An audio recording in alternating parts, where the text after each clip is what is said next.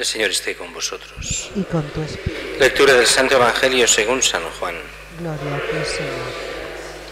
En aquel tiempo Pedro, volviéndose, vio que los seguía el discípulo a quien Jesús tanto amaba, el mismo que en la cena se había apoyado en su pecho y le había preguntado: Señor, ¿quién es el que te va a entregar? Al verlo, Pedro dice a Jesús: Señor, ¿y este qué?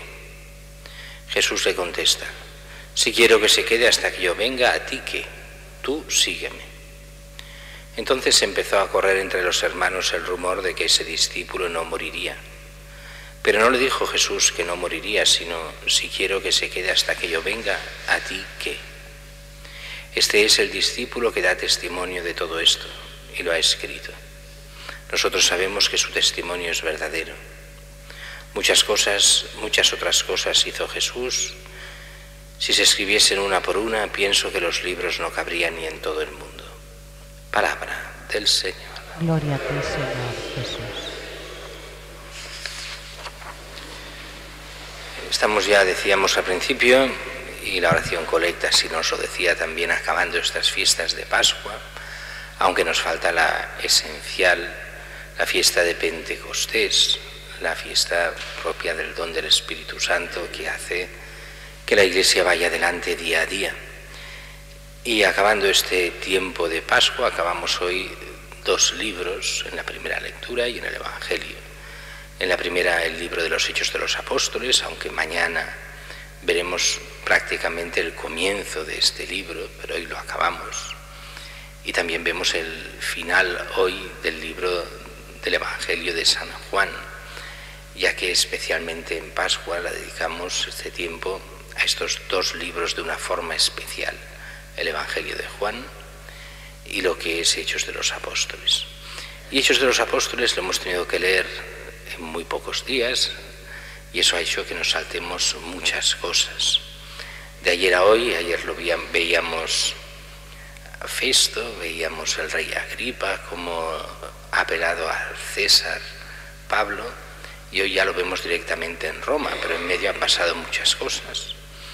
Lo han enviado a Roma, ha ido pasando de puerto en puerto en el viaje en barco. En aquellos tiempos no era un vuelo directo como se haría hoy, sino en barco y con muchas escalas, y hemos saltado lo que era el naufragio de estos más de 260 pasajeros del barco que naufraga en Malta, y después cómo se han salvado y las peripecias en Malta y lo que pasó después en las diferentes escalas ya hacia Italia y de Italia hacia Roma.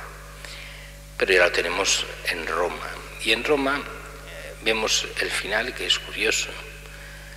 Lo ponen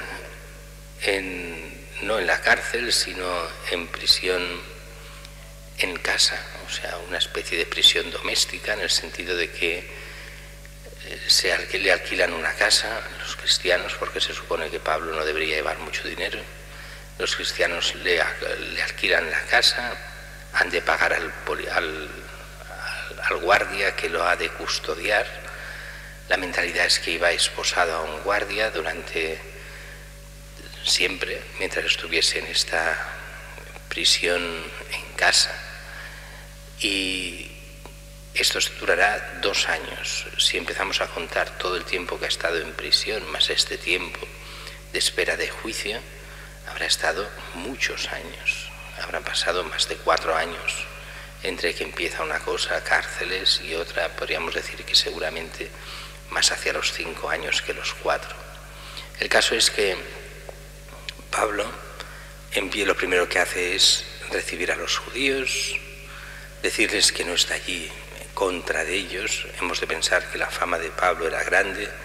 Pablo llega a Roma como ciudadano romano, los judíos en general no eran ciudadanos romanos, tienen miedo de lo que Pablo pueda hacer, aunque está en teoría encarcelado, y viene a asegurarles que no es un problema contra los judíos, al revés, él es judío. El problema es Cristo, el problema es reconocer a Cristo. Y así él irá predicando desde casa, recibiendo a gente, a muchísima gente, y predicando lo que es el Evangelio de Cristo, aunque esté en teoría encarcelado allí en casa. Lo curioso de este texto es que acaba así, o sea, acaba diciendo: vivió allí 2 años enteros a su propia costa, recibiendo a los que lo acudían, predicándoles el reino de Dios, enseñando lo que se refiere al Señor Jesucristo, con toda libertad y sin estorbos.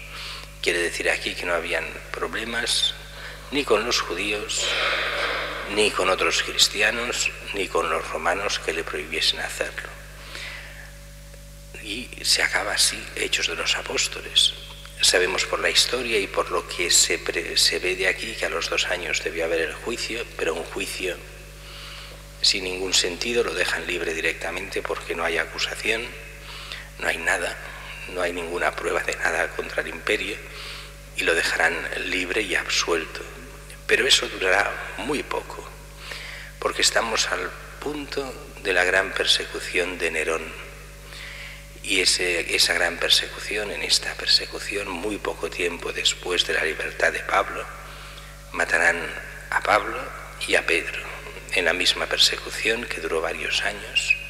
Esta persecución que seguramente con un par de años de diferencia uno del otro, pero morirán los dos.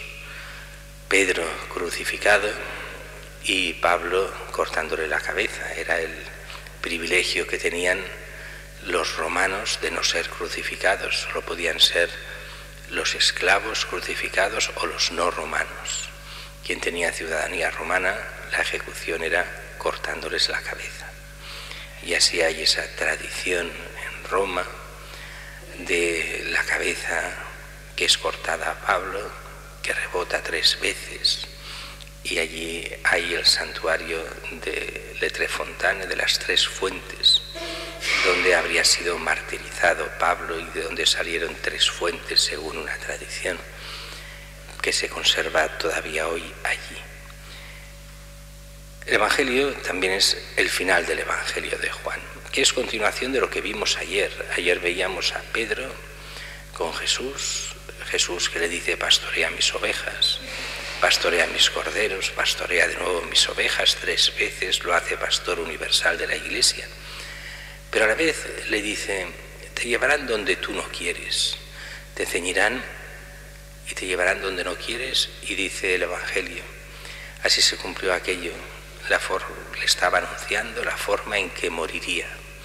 Y alguno diría: bueno, ¿y por qué no nos dice la forma en que moriría? Muy fácil.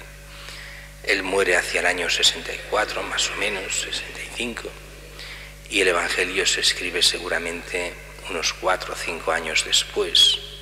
Y todo el mundo, cuando lee el Evangelio de Juan, ya sabe cómo ha muerto. Pedro ha muerto crucificado, ha muerto mártir. Y acabada esta escena, Pedro ve a Juan. Bueno, ¿y este qué?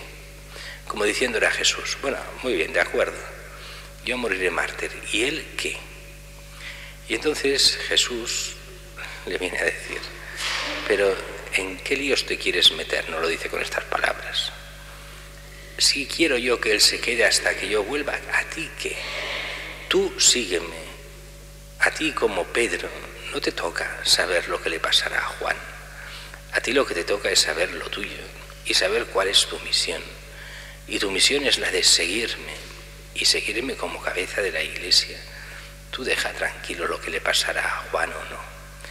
Por eso, dice el mismo Evangelio, la gente pensaba que con esa frase de Jesús que decía: si yo quiero que se quede hasta que vuelva, ¿a ti qué? Pensaban que Juan no moriría, que vendría el fin del mundo en vida de Juan. Y es el mismo Juan el que en el Evangelio nos dice que no quiso decir eso Jesús, que eso es lo que algunos han querido entender, pero que no es así. Lo único que quería que decía es que a Pedro que no se meta, que no le toca a él, que eso es una cosa entre Dios y Juan, y Pedro no se ha de meter. Pedro es el pastor y se ha de meter en la doctrina y en el llevar el Evangelio a todo el mundo, pero no en lo que quiera hacer Dios con Juan.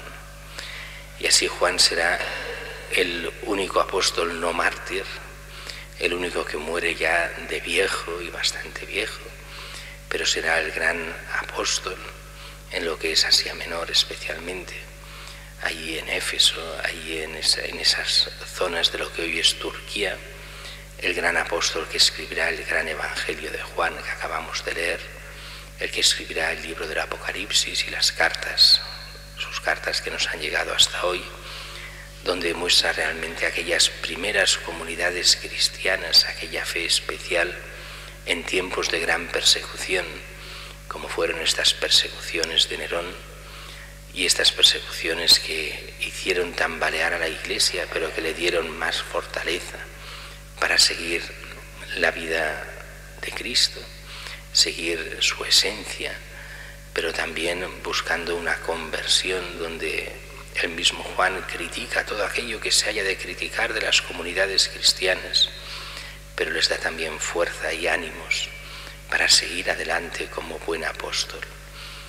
Para nosotros ha de ser punto de reflexión siempre todos estos textos que también nos advierten a nosotros que no somos perfectos, que no hemos llegado para nada a la perfección, sino que nos hemos de ir perfeccionando siempre, intentando ver en qué fallamos, cuáles son nuestros pecados, para purificarnos y llegar a la santidad en el reino de los cielos.